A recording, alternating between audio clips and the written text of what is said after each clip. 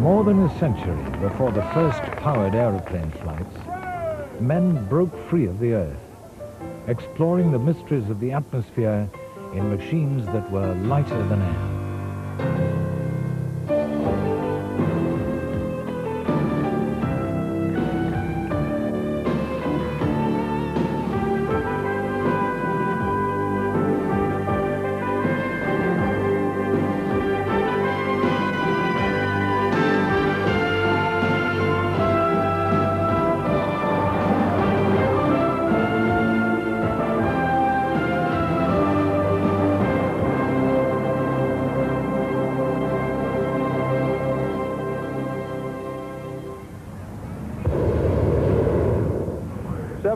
KKOV. Larry Aaron's here at this bicentennial Diamond Jubilee 16th annual Albuquerque International Balloon Fiesta. There's a huge crowd here at the Fiesta ground. Today, the hot air balloon is used almost exclusively for fun. Oh, what a show.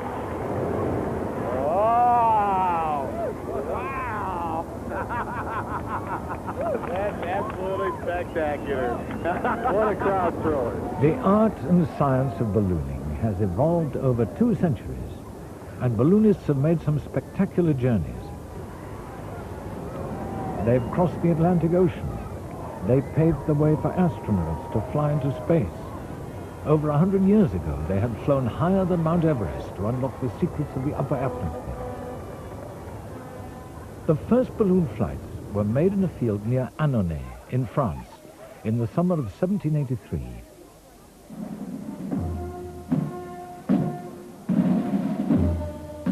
"200 years later, the town still honored their most famous citizens, the Montgolfier brothers, with a pageant to reenact some of their achievements. France is proud of its position in history as the birthplace of aviation. Joseph Montgolfier started with small balloons filled with smoke. He was joined by his brother Etienne, and together they tried different combinations of paper and cloth to contain the gas.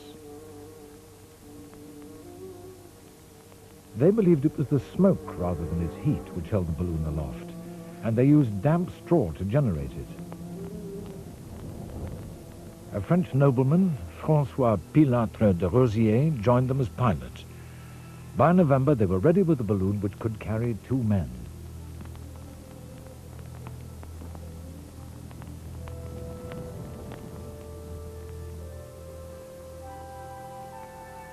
The first ascent was made from a royal palace in the Bois de Boulogne.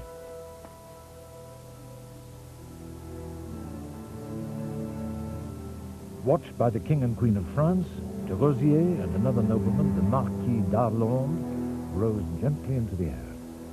The Marquis left an account of their flight. We rose up on the 21st of November in the year 1783 at 6 minutes to 2 in the afternoon. The balloon ascended with majesty.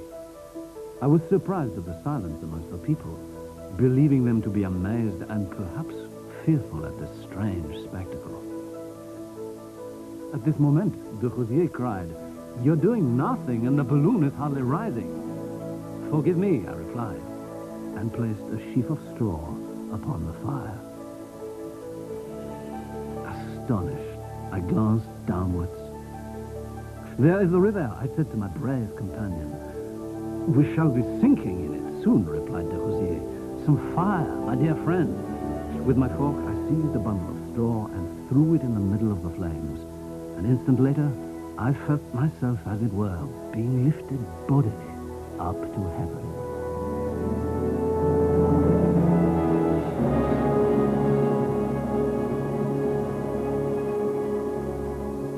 At one point, small fires started in the fabric, which the Marquis extinguished with a wet sponge. As they floated over Paris, de Rosier coolly ignored his companion's pleas that he should bring the balloon down.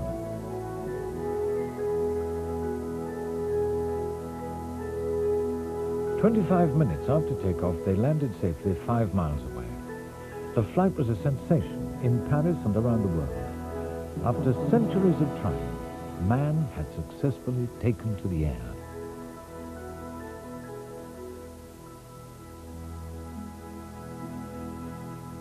While the world still marveled at the flight, another balloon was being prepared. This time it was filled with hydrogen, a light but highly flammable gas. The pilot was Professor Jacques Charles of the Academy of Sciences.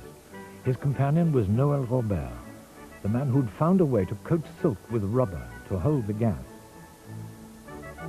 In the space of 2 weeks, Paris had witnessed 2 sensational flights.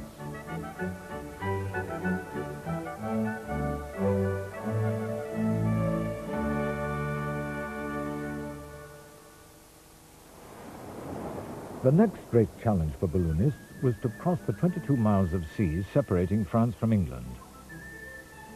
Jean-Pierre Blanchard, a French balloonist, persuaded Dr. John Jeffries, an American living in England, to back him financially. They set out from Dover on a cold day in January 1785. They had to jettison everything, even most of their clothes, to lighten the load. But the winds were favorable, and they arrived over France, cold but triumphant, the first men to cross the Channel by air. François Pilatre de Rosier also attempted the crossing, but his balloon caught fire and he was killed. His death marked the end of the first chapter in the story of manned flight.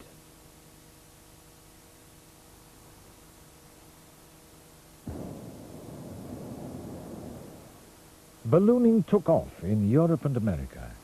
Some balloonists flew for fun, others flew for profit. Soldiers took to the air to spy on their enemies. In 1836, an Englishman, Charles Green, flew 380 miles from London across Belgium to Weilburg in what is now West Germany, an epic journey for its time. But balloonists suffered from a major disadvantage. They had no way to steer their craft. They were at the mercy of the winds. They had little idea where each journey would end. On the other hand, balloons were a perfect way to travel straight up. They provided scientists with an ideal way to explore the atmosphere, to find out how temperature, pressure, and humidity varied with altitude. In 1862, an English scientist, James Glaisher, teamed up with a balloonist, Henry Coxwell, to fly 6 miles above the earth, higher than anyone had flown before. Today we take oxygen to such heights. They had none. Passing 27,000 feet, Glaisher's eyesight began to fail. It was essential that they stop the balloon's rise. Coxwell found that the line, which released hydrogen, was snagged. Glaisher passed out from lack of oxygen while Coxwell struggled into the rigging to free the line. His hands were so cold he had to use his teeth. He managed to release some hydrogen, and the balloon started down. Glaisher could have died, but both men recovered and went on to become national heroes for their courage in the pursuit of science.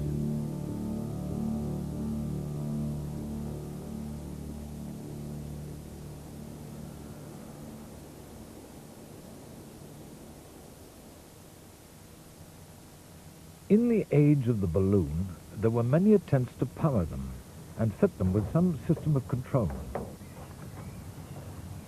Such craft were known as dirigibles, literally steerable balloons. Today they're called airships. An airship has enormous presence.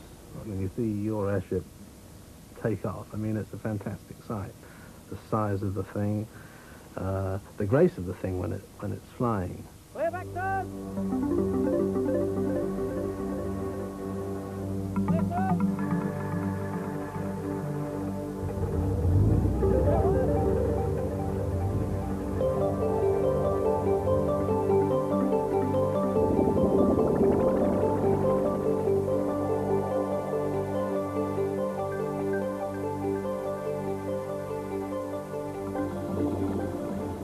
The vector thrust, although they tried to use it in the old days, they didn't actually have the technology to make it work successfully. With the propellers inclined upwards at 45 degrees, the airship leaps away from the ground very, very smartly indeed, with typically a takeoff run of no more than a foot or two.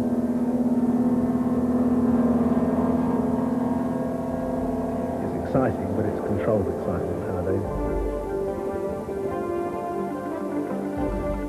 From a pilot's standpoint, in a lot of ways, it's very unlike any other flying machine. Anyone who's come from the boating world will feel a lot more at home because it handles more like a boat. Nothing happens immediately, and then it starts to happen slowly and progressively, and then you actually have to put in a counter control to keep the thing turning at the rate you require. Airships are designed as being slightly unstable, so they do tend to wander off track slightly, and you have to correct them.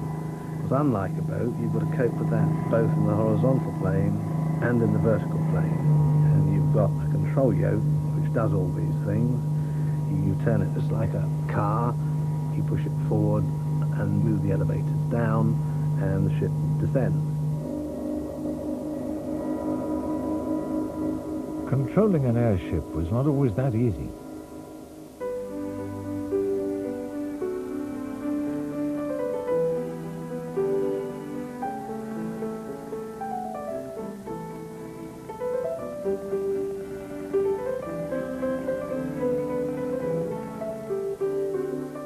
In France, the airship was pioneered by a Brazilian, Albert Santos Dumont. He built a succession of frail and often unwieldy craft.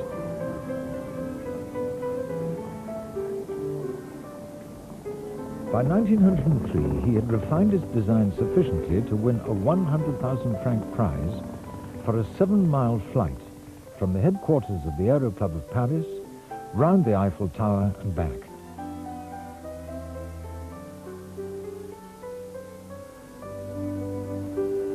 As airships developed, they were used to take people on pleasure flights. Passengers had a glimpse of Paris laid out like a map, the site which had greeted Pilâtre de Rosiers over a century before.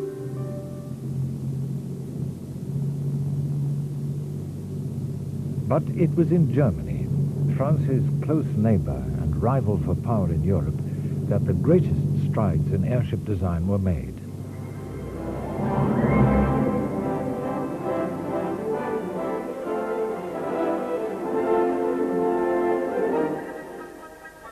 Germany's airships were powerful symbols of technical progress and national pride.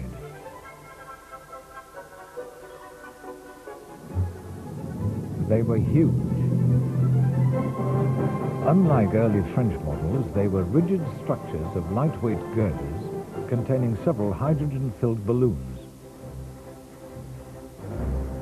The architect of Germany's lead in airship design and construction was an elderly and aristocratic cavalry officer, Count Ferdinand von Zeppelin.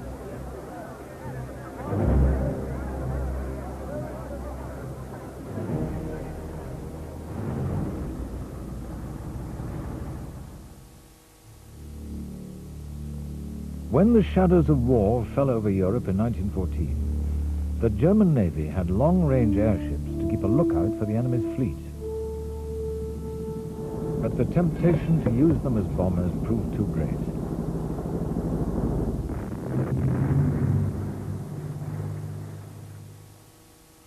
In 1915, Germany bombed Yarmouth, a small English coastal town, killing 4 people. The first aerial bombing of civilians in history. The British shot down several Zeppelins by day, so Germany struck again at night. It was wonderful as long as you could fly in the dark. You felt you were undetected, and then all of a sudden there would be a searchlight far in distance, like that. All of a sudden you were in the middle of the beam. And immediately afterwards, there were 6, 7, 8, 12 others focusing on you. And then the anti-aircraft would start shooting at you. The target was London. Britain answered with fighters, searchlights and guns, making the airship captains' lives increasingly difficult. You were happy enough if you found London. You were even happier if you could drop your bomb. And you were happier again if you could drop them and go home as soon as possible.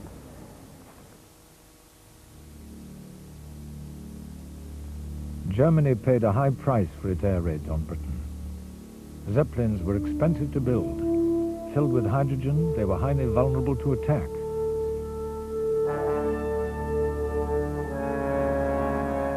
The price in men was small by the standards of that war, but it was a fiery, horrible death.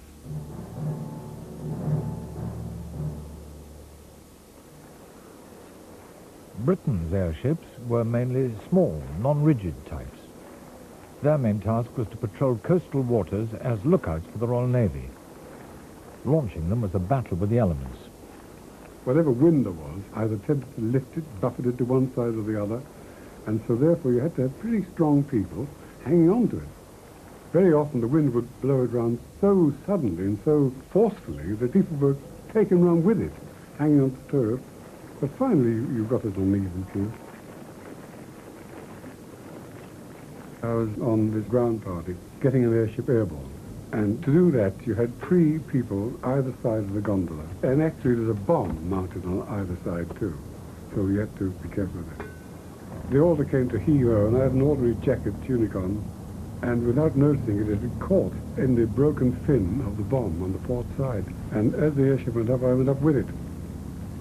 But luckily only about 12 feet, and the whole thing tore off naturally, and I fell, and my pride was bruised, I think, more than my body. You could gain height by elevation control. You could turn fairly easily with rudder control. Pilots steered with what looked like a helm, and the controls were grotty-looking wires going back outside, so that a gust of wind could break one easily, and break an elevator control, rudder control, with disastrous results. Being so slow-moving, if there were enemy aircraft about, heavier than air aircraft, you would be a sitting target for them, obviously. A lot of airships that served where they could meet aircraft did have armament aboard, a Vickers or a Lewis gun. If the weather was fairly decent and the sea wasn't too rough, you could see into it quite a distance. Even if the submarine was submerged, you could see from the air a lot easier than a ship could see from the surface. The U-boat captains hated to have an airship hovering around above them, and the reason for this was because they could either surface and attack the airship, in which case they knew that he would then drop his bomb, or be in touch with a naval surface ship which would come along and depth charge him. Either that or he had to stay down. So he would try to lose you by moving or getting deeper and deeper. But eventually you have to come up. I have been airborne on a mission when we have dropped both of our bombs and missed the submarine. So he surfaced, manned his machine gun, and before we could get too far away, shot at us. If it punctured the envelope, naturally you lost gas. You often had to patch an airship in the air. You carried patching equipment with you. And obviously the chap was shooting at you from the bottom. The bullet came into the bottom of the airship, and you could reach that like a chap wallpapering. You could put a patch on.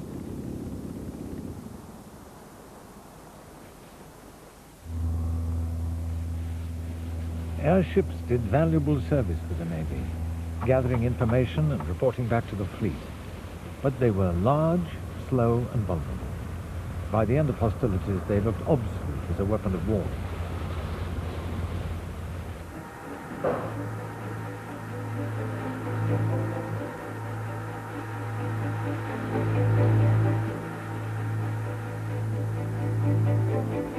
After the war, Germany was prevented from building airships for her own use.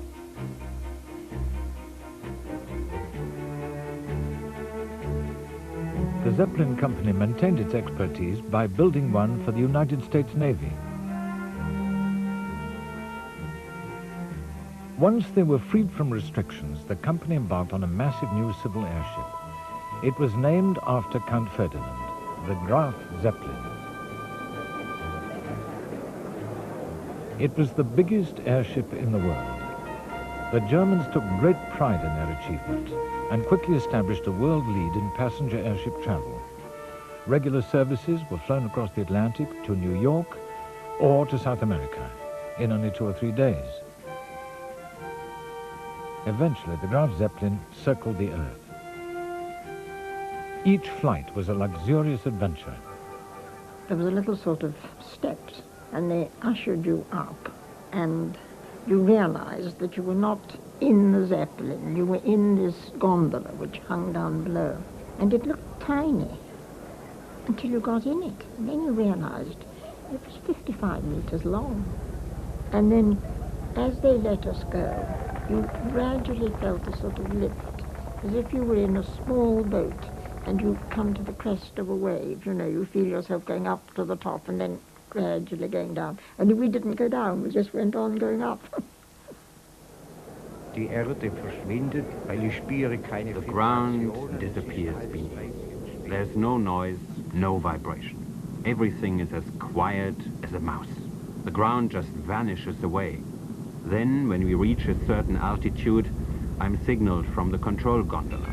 There's a ringing bell, an urgent sound, and a moving indicator. Engines full ahead. 1,420 revolutions. And so the engines are started and run up to the proper speed. Oh, they hummed so beautifully, so smoothly, they could send you straight to sleep.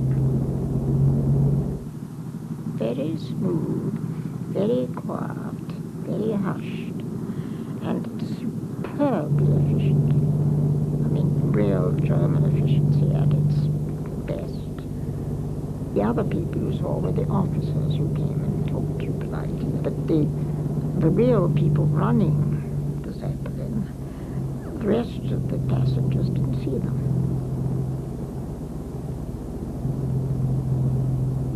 Jeden Morgen gab's frisch gebackene Brötchen. Every morning there were freshly baked rolls. Lunch, 5 o'clock tea, with freshly baked cakes, of course. The cooks, in my opinion, were, I believe, the busiest of the crew. Sometimes they were poorly appreciated, I think. You always get some passengers who complain all the time. And they would come one after the other to breakfast, and many liked to stay sitting there, occasionally standing up, going to the window and looking out. There was always something to see from the ship, even over the sea, because we flew so low. Normally we were between only 250 to 500 meters. There was certainly no boredom. Some passengers would write reports on typewriters, others read a book. What we offered on board was very similar in many ways to that which was offered on board an ocean liner.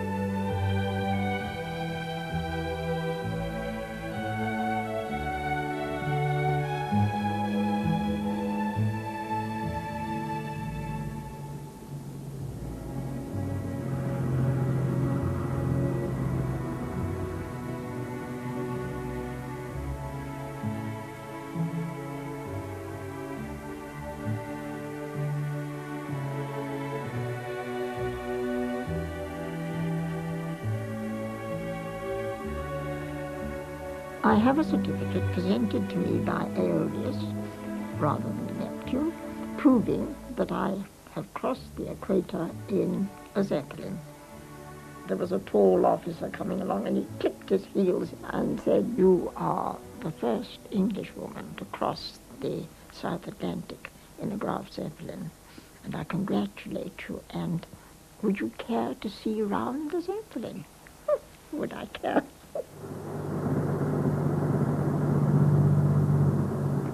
There was a catwalk which went from nose to tail, and looming over everything, the gas. It was squishy when you touched it. I didn't like it at all. was a doorway.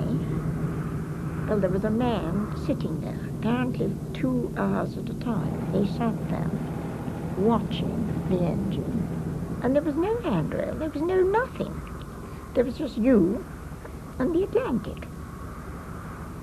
Da aber die Maschinengondel paar As Meter... the engine gondola was a few meters out from the main hull of the airship, there was a connecting ladder. Da ging dann die Türe oder die... When we wanted to go down into it, a sort of door or flap could be opened, and you climbed down the ladder. The first time it took a bit of courage, but we got used to it.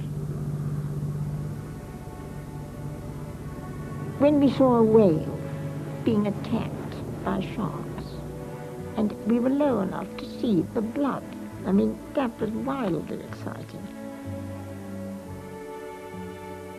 You felt you could lean out and touch the mountains.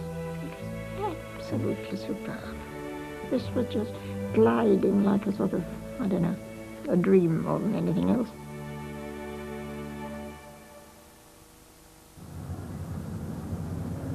In Britain, 2 giant sheds at Cardington in Bedfordshire still mark the site of the Imperial Airship scheme.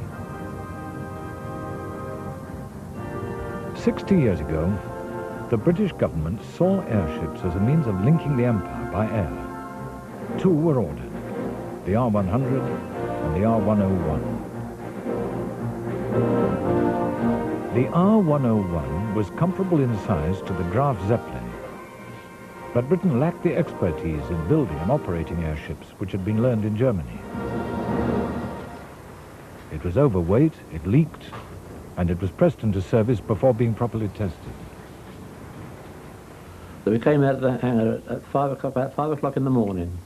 It was quite dark, semi-darkness. The ship was walked out of the shed and was transferred to the mooring mast, which was about a mile across the aerodrome.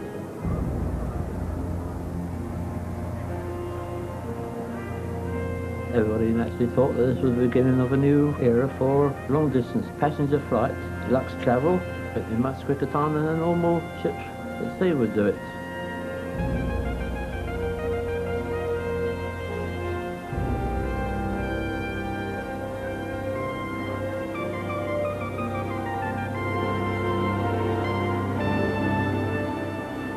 Lord Thompson of Cardington, the Secretary of State for Air, was impatient to fly to India. There were protests that more trials were needed, but Lord Thompson insisted that it leave on schedule. There were 54 passengers and crew on board. As far as the crew were concerned, nobody was unhappy about leaving. Nobody was worried about it. R101 was loaded with provisions for the flight, including champagne and, by one estimate, a ton of luggage for Lord Thompson. In the early evening, he climbed aboard for what was the airship's first flight of any distance. Quite a crowd had gathered to see her depart. My father and I had been out on the day when the R101 left on this fateful trip to India, and we got to Cardington when she had just left the mooring mast, and so we saw her go. I said, wouldn't it be lovely to be in her? And I always remember my father said, no, I'd rather stay with my feet firmly on the ground.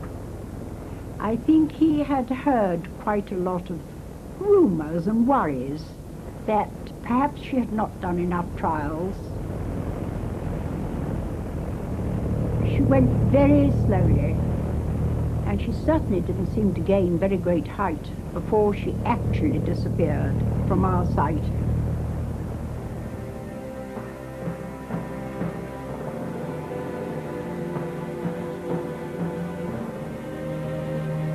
All of a sudden, the ship struck and blew up. Immediately, one complete flash. And looking at into the brightness, all you could see was a huge flame and the noise, a terrific explosion. In the night, the R101 had crashed into high ground near Beauvais in France.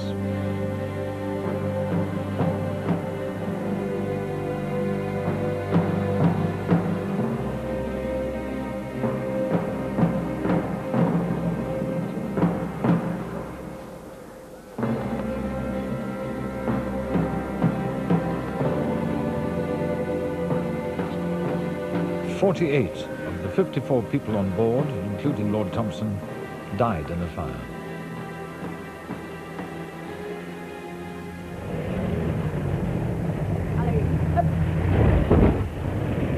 The 6 survivors were flown back to Britain to tell of their experience.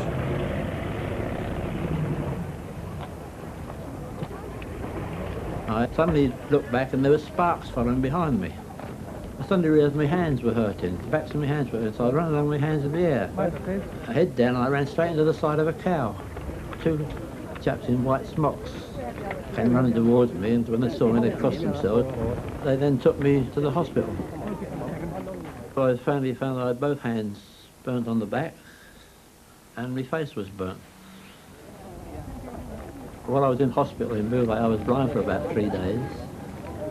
In the next bed to me, it was a rigger who was on patrol in the keel of the ship. He died the next morning. It was British aviation's Titanic. People might have heard of ships sinking and large numbers of people being drowned, but I don't think there'd ever been so many people fall out of the sky one day before and be killed. The dead were buried together at Cardington. And I shall never forget seeing that long, long procession come. 48 coffins. And there were carloads and lorry loads of wreaths and flowers. And slowly they came, and slowly the coffins were unladen, and they were carried through the gates into one large grave, which was dug just inside the gate where they were all placed in lines. Because they didn't know whose coffin was whose, I don't think. Because I think they were terribly burnt, weren't they? The cause of the disaster was never determined. Britain's other airship, the R-100, was broken up. The Imperial airship scheme was abandoned. Others were not deterred. The loss of the R-101 has not shaken one iota my confidence in the practicability of rigid airships and their great value as a means of international communication and transportation over the oceans. In America, Admiral William Moffett headed the Navy's airship program. Once again, great national pride was at stake. 250,000 people watched the First Lady, Mrs. Herbert Hoover, launch the Akron in August 1931. But behind the celebrations, Moffett's dedication to airships was controversial. He had to fight the battleship admirals for money. He had to go to Congress and convince Congress that we had to have money for airships, which he did very vigorously. And he got money for airships. I think the contract price was about $3.5 million. You couldn't build one of those ships a day for $200 or $300 million. Moffett saw airships performing the same role they had in the war, long-range maritime patrols. To increase their effectiveness, they carried aircraft. They had a trapeze, and then the airplane had a hook on it. The trapeze would lower them down about 20 feet below the belly of the airship, and then his engine would be going, and he'd trip his latch, and he would be free from the trapeze, and he would take off, and he was flying. He was an airplane. You had 4 planes on some of those ships. The planes would go out in all directions, far beyond the airship, and report back, of course, what they saw. We had a hangar inside of the ship, and then the pilot would maneuver his plane up and hook onto this thing, and then he'd be hoisted back up into the hangar in the airship. The Navy found that their airships had other uses. Remember one time President Roosevelt made a ship from Washington to the Panama Canal to Honolulu, and so we were ordered to deliver newspapers to him. Imagine that. So we took a bunch of San Francisco newspapers and went way down there to hell and gone between Honolulu and Panama and dropped these newspapers on the deck of his cruiser. We were going to moor out at Camp Kearney, which is right outside of San Diego. The first big airship ever was out here, and we got a lot of sailors from North Island to come out and act as a ground crew. They'd never seen an airship before. They had to be trained on very short notice, and their training, of course, was very primitive. Well, all of a sudden, the main wire holding the airship down parted. The men were pulling down on the guy lines, and suddenly there was a gust of wind, which turned the nose of the ship up, and suddenly it went up into the air. I yelled with a microphone to all these people. I said, "Let go, let go, let go." But a few of them just hung on for dear life because they'd been told to. We were carried 200 feet into the air. Seaman Edwell and Kenton could hold on no longer. Their grips loosened, and...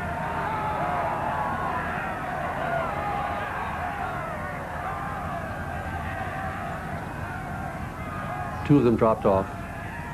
One of them dropped very close to where we were, and the one we could see dangling from the airship from a great height. And later we learned that he had held onto the rope with one hand and tied the rope around his waist with the other, and he was saved. The thing I think that impressed me the most was the fact that he was able to hold on with one hand and tie that rope around his waist with the other hand. I remember going out to a pepper tree out in our backyard where we had a rope hanging and trying to do the same thing, and realized that no young boy could have the strength to do that. It impressed me very much. Why didn't you jump when you saw you were being taken aloft? Well, I felt it put the lives below me in danger. What was your sensation when you were hauled into the Akron? It was a grand, glorious feeling to get inside once more.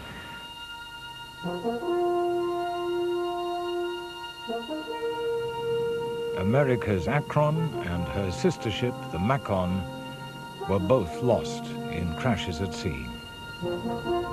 While Britain and America suffered disasters with airships, Germany's Graf Zeppelin went on carrying fare-paying passengers. The architect of their success was Hugo Eckener. He commanded the Graf on many of her flights. They were welcome everywhere.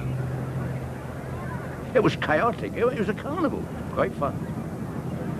And there were big trapdoors in front which opened, and the ropes seemed to be quite remarkable. The way they seemed to roll down in the air and then open up to a huge cat-o'-nine tails. And then all my team, I love that, my team, made a dash and grabbed them and started running backwards.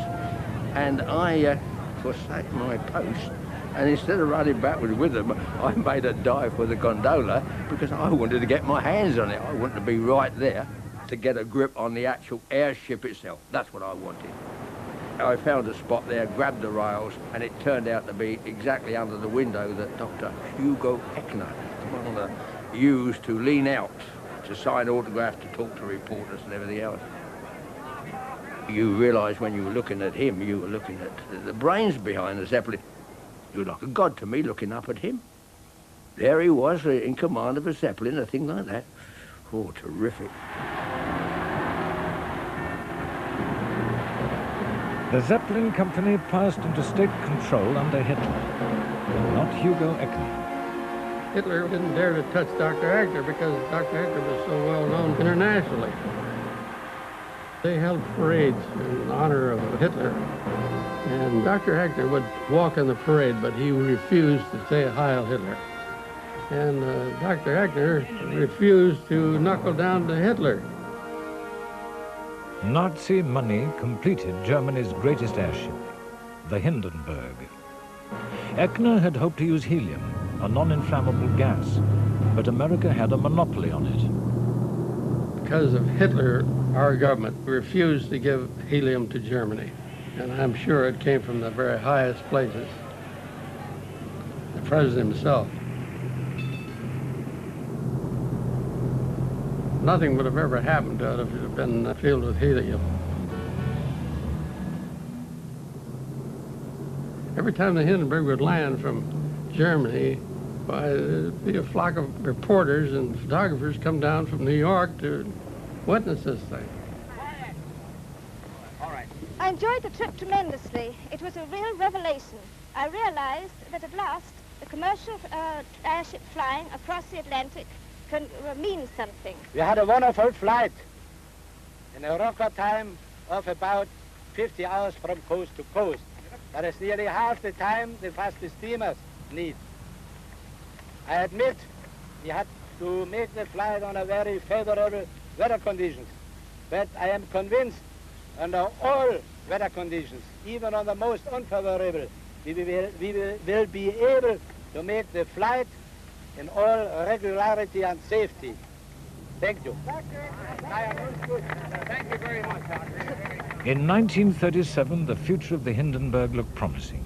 It was the last word in luxury, and Germany was the only country operating passenger services across the Atlantic until May of that year.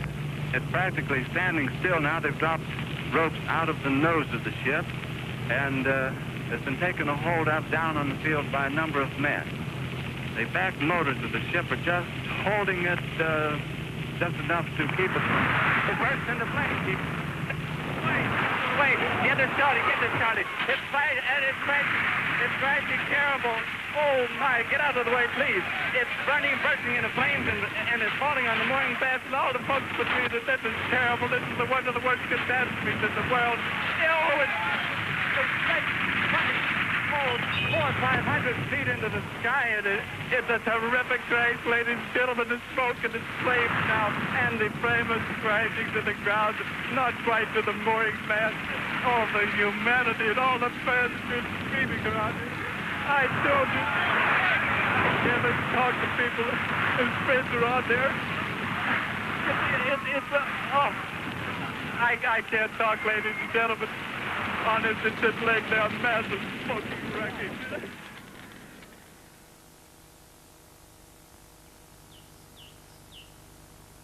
There had been so many deaths, culminating in the disasters of the R-101 and the Hindenburg, that for many years passenger-carrying airships disappeared from the sky.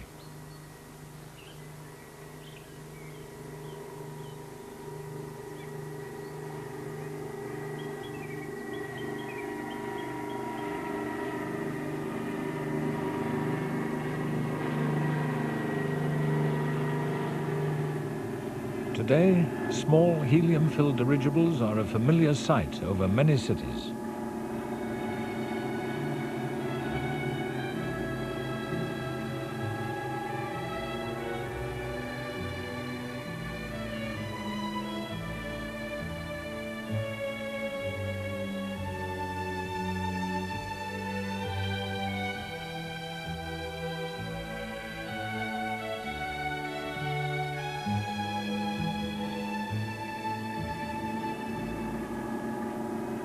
Larger airships could one day provide surveillance platforms high above the Earth's surface as part of a country's strategic defenses.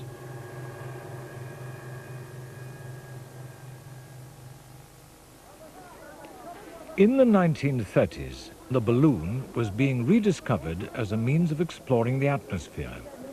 Auguste Piccard, a Swiss physicist, built a pressurized gondola.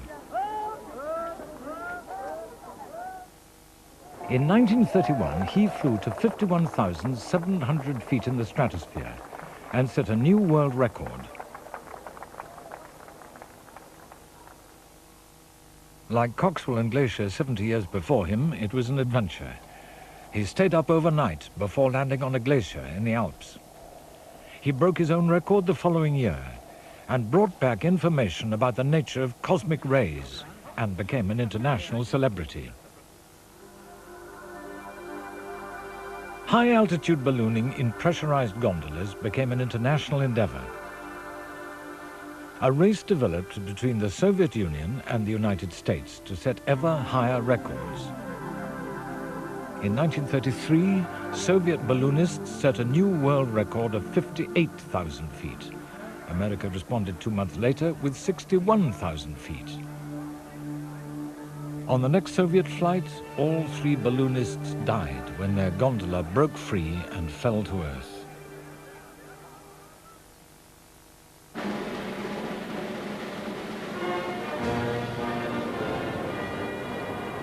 The climax to the rivalry came in 1935, when 2 American military balloonists, Captain Orville Anderson and Captain Albert Stevens, set a new record of 72,000 feet.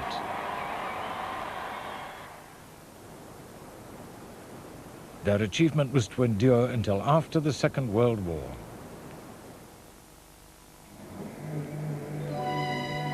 In the 1950s, the stakes were even higher. The race was to get a man into space. We didn't know just how to select a man to go into space. We also knew that when man go into space, that he'd have to have a pressure suit. We'd never had any real long-term exposure in a pressure suit. We also had very little experience on the selection of the atmosphere that we would want to breathe. A great deal of research could be done in aircraft which could be flown to simulate weightlessness. But there were some tests which could only be done at very high altitudes using balloons. We knew that when we go into space, that man was going to be getting outside of the capsule. We knew that he was going to walk into space. He was going to walk on the moon. We had never, ever done this. We had never, ever been outside of a spacecraft or anything with no pressure. And of course, the other objective was that once he got there, how to provide a means of escape, how to get back to the Earth in the event of a catastrophe at high altitude. There would have to be an ultimate test. I knew that if anything went wrong with that pressure suit, that I was dead. Weighed down by his suit, a parachute, a film camera on his back and breathing apparatus, Joe Kittinger was to ride an open balloon capsule to more than 100,000 feet and at the exact moment jump out.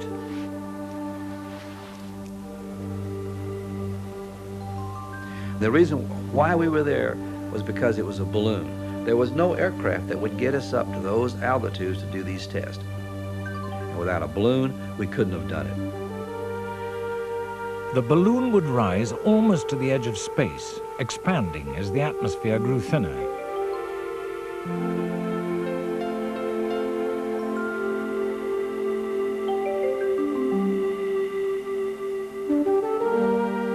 I had to stay there for about 11 minutes while the balloon drifted over the exact spot that I wanted to drop. I had about 45 items that I had to go through on my checklist in order to separate from the capsule. I disconnect my kit from the oxygen equipment on the capsule. So I severed the umbilical cord before I jumped out. And it was a moment of truth. That was why I was there. So I was really kind of elated when it was time to go.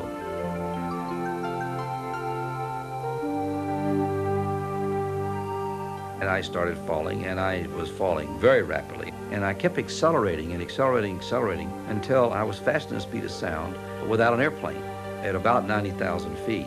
But I fell into the Earth's atmosphere, got more dense, and I kept slowing down, slowing down, slowing down. And when the parachute opened, the opening shock was relief because the experiment was over as far as I'm concerned. Joe Kittinger jumped from 102,000 feet, almost 20 miles high, a record for a parachute jump, and likely to remain so for a long time. The contribution made by Joe Kittinger and his fellow balloonists to the United States space program ended in 1961 when the altitude record was set at 113,000 feet, testing suits for Mercury astronauts. That record still stands.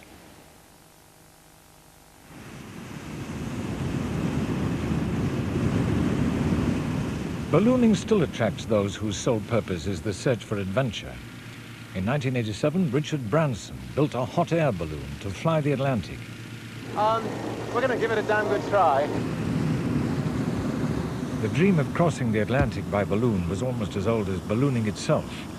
But it had taken until 1978 for that dream to be realized by 3 Americans using a helium-filled balloon. The winds were the same, but the technology had changed. Branson used modern fabrics, gas burners, and radio. It's not over yet. We've got the worst task ahead of us, landing the sea. But you must have some sense of relief that you're over the big pond, anyway. There's no doubt about that.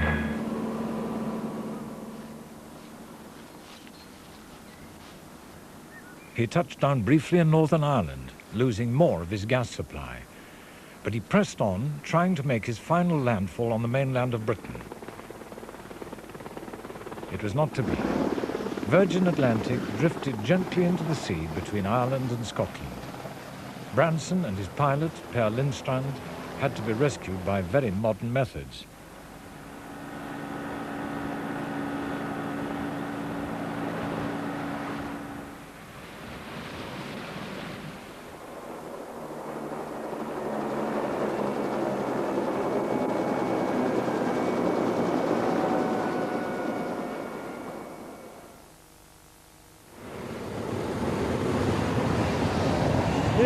I'm gonna punch these two out of here.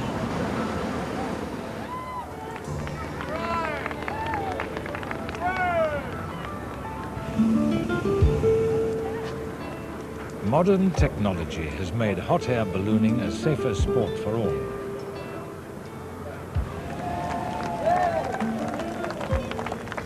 Today, many thousands of people are able to enjoy the serenity, the adventure, and the mystery of the oldest form of manned flight.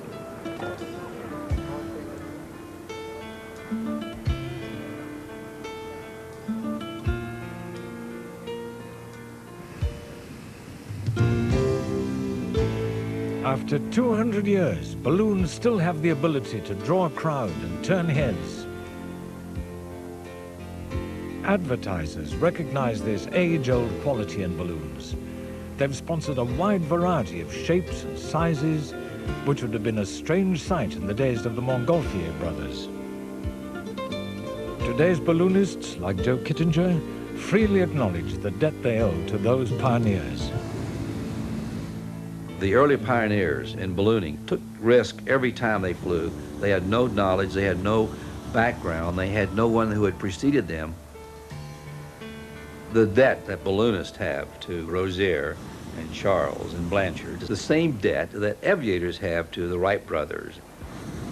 They built the steps that we lived on, that we gained the knowledge from what the advances that they made.